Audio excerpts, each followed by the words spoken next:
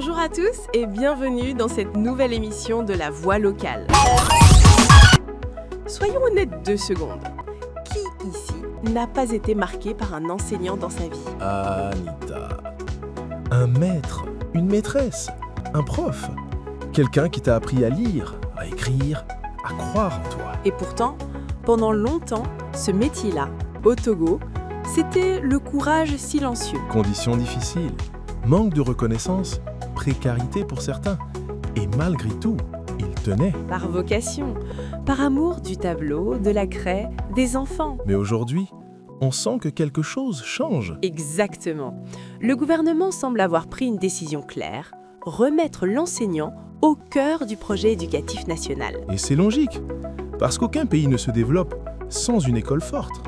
Et aucune école ne tient debout sans des enseignants respectés. Les chiffres parlent. 2023, plus de 4500 enseignants recrutés. 2024, près de 4400. Et janvier 2026 arrive avec encore 3851 postes. Du préscolaire à l'enseignement technique, ce n'est pas un hasard, c'est une stratégie. Réduire les classes surchargées, améliorer la qualité de l'enseignement et surtout, régulariser des enseignants volontaires qui attendaient depuis trop longtemps. Ça, c'est une réparation morale, parce qu'enseigner sans statut clair, sans sécurité, ça use. Mais recruter ne suffit pas. Exact.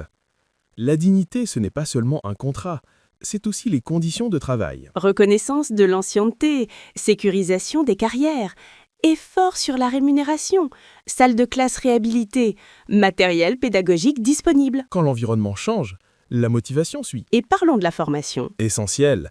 Parce qu'enseigner, ce n'est pas juste parler devant une classe. Oui, on écoute davantage les acteurs de l'éducation. On discute, on construit ensemble. Résultat ? Moins de tension, plus de sérénité. Une école qui respire. Aujourd'hui, l'enseignant n'est plus un simple exécutant. Il devient un partenaire, un pilier, un acteur central. Redonner la dignité à l'enseignant, c'est investir dans l'avenir. Parce que c'est dans la salle de classe que naissent les citoyens de demain. Quand l'enseignant est respecté, L'école avance et la nation aussi. Merci de nous avoir écoutés. C'était La Voix locale.